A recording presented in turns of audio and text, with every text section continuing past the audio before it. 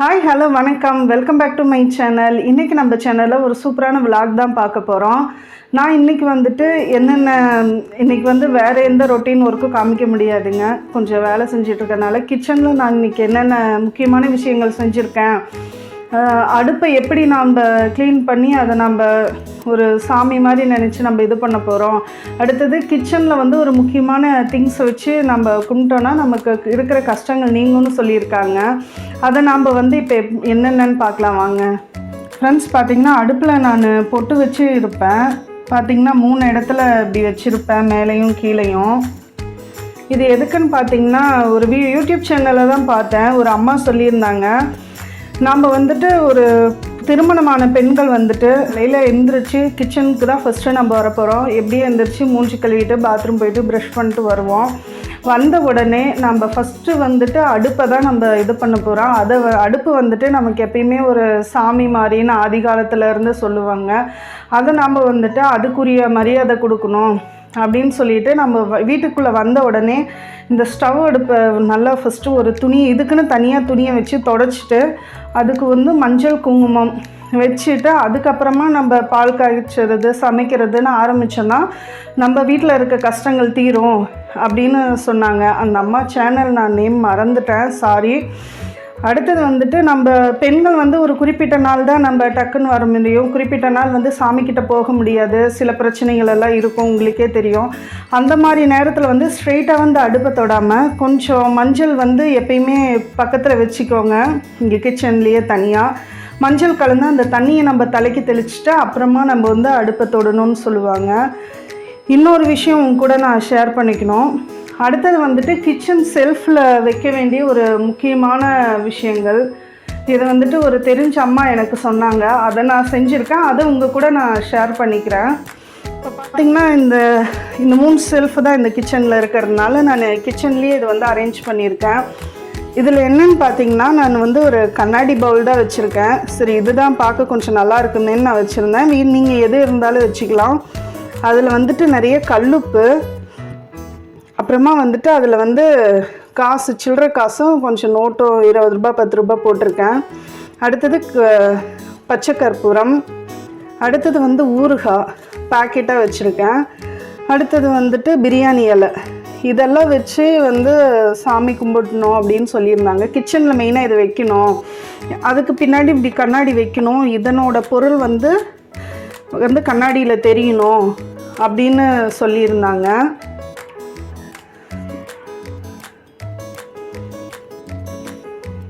இதனோட திங்ஸ் எல்லாமே கண்ணாடியில் நம்ம பார்க்குற மாதிரி இருக்கணும்னு சொல்லியிருந்தாங்க. நான் அதனால் இந்த மாதிரி ரெடி பண்ணி வச்சுருக்கேன். நான் பண்ணுறது உங்ககிட்ட சொன்னால் உங்களுக்கு யூஸ்ஃபுல்லாக இருக்குன்னு சொல்லிவிட்டு இதை நான் உங்க கூட ஷேர் பண்ணியிருக்கேன். உங்களுக்கு விருப்பம் இருந்தால் இந்த மாதிரி செஞ்சு பாருங்கள். அடுத்தது நான் இந்த மாதிரி எப்பயுமே ஒரு சாமிக்கிட்ட நம்ம குறிப்பிட்ட நாள் போக முடியாது. அதனால் நான் ஒரு குங்குமம், இது குபேரர் குங்குமம், இது சந்தனம், இது ஜவ்வாது, இது மட்டும் தனியாக எப்பயுமே நான் இங்கே கிச்சனில் வச்சுக்குவேன். சரி, நம்ம எப்பயுமே சாமிக்கிட்ட போய் எடுத்துகிட்டு இருக்க முடியாது. மஞ்சளும் கொஞ்சம் வச்சுருக்கேன். இந்த மாதிரி தனியாக வச்சுக்கிட்டோன்னா நம்மளுக்கு தேவைப்படுறப்போ இந்த மாதிரி அடுப்புக்கோ நம்ம வச்சுக்கிறதுக்கோ கூட இப்படி தனியாக வச்சுக்கிட்டோன்னா யூஸ்ஃபுல்லாக இருக்கும். ஃப்ரெண்ட்ஸ், நான் உங்கள் கூட ஒரு திங்ஸை பற்றி ஷேர் பண்ணிக்கணும். என்னென்னு பார்த்தீங்கன்னா, இது பாதாம் பிசின். இது பாதாம் பிசின் இல்லைன்னா பாதாம் கோந்துன்னு சொல்லுவாங்க. நிறைய பேர்த்துக்கு தெரிஞ்சிருக்கலாம், தெரியாதவங்களுக்கோசரம் சொல்கிறேன். இது நாட்டு மருந்து கடைகளில் கிடைக்கும். இதை வாங்கிட்டு நல்லா இந்த மாதிரி சின்ன சின்ன துண்டாக நுணுக்கிட்டு இதை நைட்டு நீங்கள் தூங்க போகிறதுக்கு முன்னாடி தண்ணியில் ஒரு 4 பேர் சாப்பிட்றீங்கன்னா இந்த அளவுக்கு போதும், 2 பேர் சாப்பிட்றீங்கன்னா இந்த அளவு பாதி போட்டால் போதும்.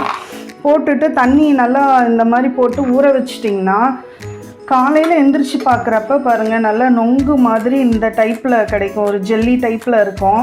இது அல்சருக்கு அவ்வளோ நல்லது. இதை நம்ம இதை அப்படியேவும் சாப்பிட்டுட்டு இந்த தண்ணியும் குடிச்சிக்கலாம். பார்த்தா ஒரு நொங்கு சாப்பிட்ற டேஸ்ட்டில் தான் இருக்கும்.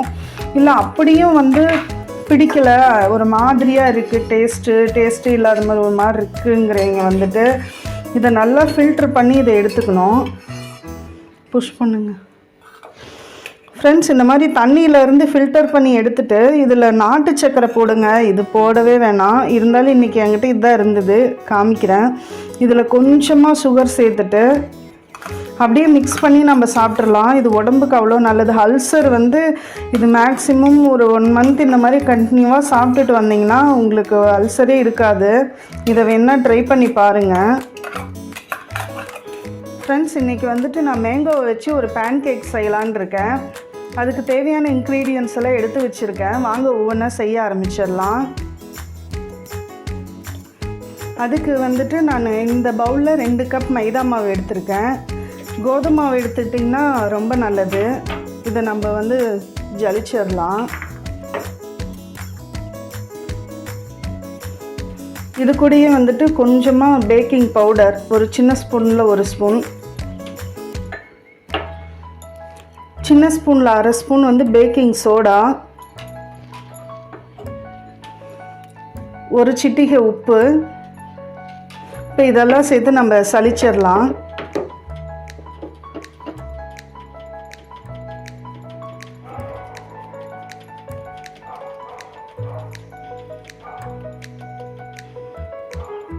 இன்றைக்கி வந்துட்டு நான் சுகர் வந்து ஒரு 5 ஸ்பூன் எடுத்திருக்கேன். ஏன்னா மாம்பழத்துலேயே கொஞ்சம் ஸ்வீட் இருக்கும்.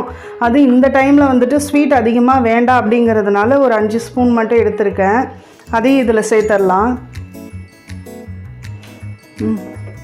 நான் இன்றைக்கி வந்துட்டு இந்த ரக மாம்பழம் எடுத்திருக்கேன். அது என்னன்னு எனக்கு தெரியல.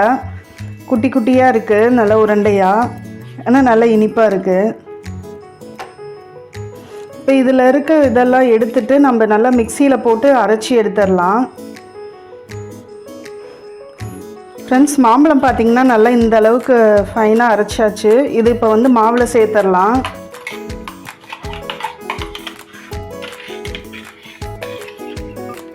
ரெண்டு ஸ்பூன் ஆயில் சேர்த்துடலாம். சன்ஃப்ளவர் ஆயில் தான் எடுத்திருக்கேன். நான் இதில் வந்துட்டு ஒரு 3/4 கப் பால் எடுத்திருக்கேன். இது எல்லாம் தேவைப்படுமா என்னன்னு தெரில. மாவோட திக்னஸ் பொறுத்துட்டு நம்ம பால் சேர்த்துடலாம். கொஞ்சம் கொஞ்சமாக ஊற்றி மிக்ஸ் பண்ணிக்கோங்க.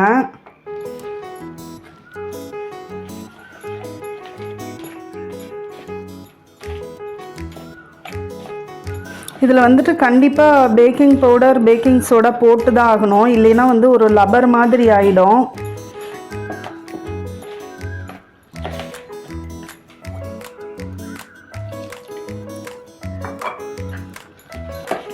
ஃப்ரெண்ட்ஸ், நம்மளோட பேன்கேக் மிக்ஸ் வந்து சரி ரெடி ஆகிடுச்சு.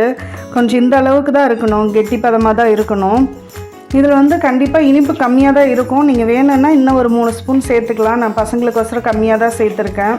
கொஞ்சம் எல்லோ ஃபுட் கலர் வேணும்னா கூட இன்னும் சேர்த்துக்கலாம், கொஞ்சம் டார்க்காக வரும். நம்ம பேன்கேக் மிக்ஸ் ரெடியாக இருக்குது. நம்ம இப்போ வந்துட்டு ஒரு பேனில் கொஞ்சமாக நெய் விட்டுக்கிறேன். நீங்கள் ஆயில் கூட சேர்த்துடலாம். இது நல்லா சூடானோடனே நம்ம இதில் ஊற்றிக்கலாம். இங்கே காமிங்க. இப்போ ஊற்றுறதுக்கு இந்த மாதிரி கரண்டி வச்சுக்கோங்க, அப்போ தான் கரெக்டாக இருக்கும். இப்போ பேனில் ஊற்றிடலாம். இது வந்துட்டு ரொம்ப மெலிசாக இது பண்ணணும்னு இல்லை, கொஞ்சம் திக்காக தான் இருக்கணும்.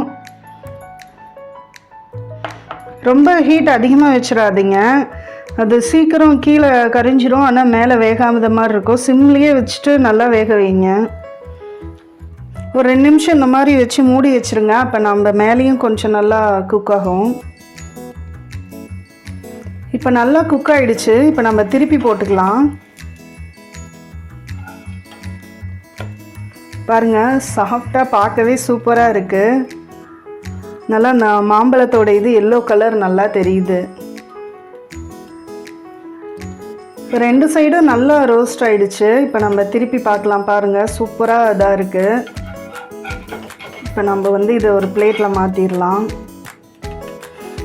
அதே மாதிரி மீதி இருக்கிறது எல்லாம் ஊற்றிக்கலாம். ஃப்ரெண்ட்ஸ், நம்மளோட மேங்கோ பேன்கேக் வந்து சூப்பராக ரெடி ஆகிடுச்சு. இது ஒவ்வொன்றும் அப்படியே பார்க்கவே அவ்வளோ சூப்பராக இருக்குது. இது வந்துட்டு குழந்தைங்களுக்கு காலையில் மார்னிங் பிரேக்ஃபாஸ்ட் மாதிரி கூட நீங்கள் கொடுக்கலாம். மைதாவுக்கு பதிலாக நீங்கள் கோதுமை சேர்த்துட்டு இதே மாதிரியே செஞ்சு கொடுங்க. செஞ்சு கொடுத்தா அவ்வளோ நல்லா இருக்கும். அப்படியே பாருங்கள், நல்லா சாஃப்டாக இருக்குது. அப்படியே மடங்குனா அப்படியே கேக்கு ஃபீலிங் வருது அந்த இதெல்லாம் பார்த்தீங்கன்னா. இதுலேயே கொஞ்சம் தேன் ஊற்றிட்டு அப்படியே பசங்களுக்கு கொடுத்தோன்னா காலையில் மார்னிங் பிரேக்ஃபாஸ்ட் வந்து நல்லா ஃபில் ஆகிடும். பேன்கேக் செஞ்சு முடிச்சிட்டோம். அடுத்தது நம்ம செடியை பார்க்கலாம். நான் ஒரு வீடியோவில் ஆல்ரெடி எங்கள் வீட்டில் எது இருக்குதுன்னு என்னோடய பையன் விலாகில் காமிச்சிருப்பான். நானும் ஒரு இதில் காமிச்சிருப்பேன். இங்கே பார்த்திங்கன்னா இது வந்து எல்லோ, இது வந்து ரெட்டு. இந்த செடிக்கு ஃபஸ்ட்டு வந்து வளரவே இல்லை. அப்புறமா என்னடா இப்படி இருக்குதுன்னு பார்த்தேன். அப்புறம் என்ன பண்ணேன்னா கொஞ்சமாக முட்டை ஓடெல்லாம் இருக்குது இல்லைங்களா, அது நல்லா நுணுக்கி இதில் போட்டுட்டு அப்புறம் அந்த வேப்பம் புண்ணாக்கு இந்த மாதிரி இதெல்லாம் போட்டுட்டு மண் அடிக்கடி கிளறி விடுறது. அடுத்தது அரிசி பருப்பு கழுவுற தண்ணி இதில் ஊற்றி விடுவேன். அதுக்கப்புறமா பார்த்திங்கன்னா இந்த உரம், இந்த முட்டை ஓடு தண்ணி எல்லாம் ஊற்றவும் நல்லா செழிப்பாக வளருது. மொக்கு பாருங்கள், இதுலேயே வந்துட்டு ஒரு 7 முக்கோட்டை விட்டுருக்கு. ஆல்ரெடி ஒன்று வெடித்து பழசாக இருக்குது. அதை நான் இன்னும் பறிக்கவே இல்லை. இன்னொன்று வெடிச்சிருக்கு. ஃப்ரெண்ட்ஸ், இதோடு நான் வந்துட்டு ஒரு கற்பூரவள்ளி செடி வச்சுருக்கேன். வீட்டுக்கார அம்மா கொடுத்தாங்க. அது ரொம்ப கொஞ்சம் சளி பிடிச்சிருக்கிற டைமில் சரி இதை அப்படியே வச்சா வளரும்னு சொல்லிட்டு வச்சுருக்கேன். இதை வந்து வேறு இதில் மாற்றணும். இப்போ இந்த காயிற இலை எல்லாமே இதுலேயே உரமாயிடட்டும்னு இந்த செடியில் காயிற இதையுமே இப்படியே போட்டு விட்டுருவேன். அடுத்தது இந்த செடி பாருங்க, என்னை விட நான் உட்காந்தா என்னை விட ஹைட்டாகவே வளர்ந்துருச்சு. இதில் பாருங்கள் 2 மொக்கு விட்டுருக்கு. இங்கே சைடில் மொக்கெல்லாம் வந்துட்டுருக்கு. அவ்வளோதான் ஃப்ரெண்ட்ஸ், இந்த வீடியோவில் வந்துட்டு என்னால் முடிஞ்ச அளவுக்கு உங்களுக்கு பெஸ்ட்டாக கொடுத்துருக்கேன். எனக்கு தெரிஞ்ச இன்ஃபர்மேஷன் உங்க கூட ஷேர் பண்ணியிருக்கேன். அது உங்களுக்கு யூஸ்ஃபுல்லாக இருக்கும்னு நினைக்கிறேன். ரெசிபியும் செஞ்சு பாருங்கள். செடியோட இதுவும் சொல்லியிருக்கேன், அதுவும் நீங்கள் வீட்டில் செடி இருந்தால் செஞ்சு பாருங்கள். இன்னும் என்னோடய வீடியோவை சப்ஸ்கிரைப் பண்ணனா சப்ஸ்கிரைப் பண்ணிக்கோங்க. நிறைய பேர் வந்து சப்ஸ்கிரைப் பண்ணாமல் பார்க்குறீங்க. நீங்கள் சப்ஸ்கிரைப் பண்ணிங்கன்னா எங்களுக்கு கொஞ்சம் சப்போர்ட் ஆகும். லைக் போட்டிங்கன்னா மோட்டிவேஷனலாகவும் இருக்கும். நீங்களும் இந்த கொரோனா டைமில் எங்கே போனாலும் சேஃபாக போயிட்டு வாங்க. இந்த வீடியோ பிடிச்சிருந்தால் லைக் பண்ணுங்கள், ஷேர் பண்ணுங்கள், கமெண்ட் பண்ணுங்கள். யூஸ்ஃபுல்லாக இருந்துச்சுன்னா ஃப்ரெண்ட்ஸ் அண்ட் ஃபேமிலி கூட ஷேர் பண்ணிக்கோங்க. தேங்க்யூ.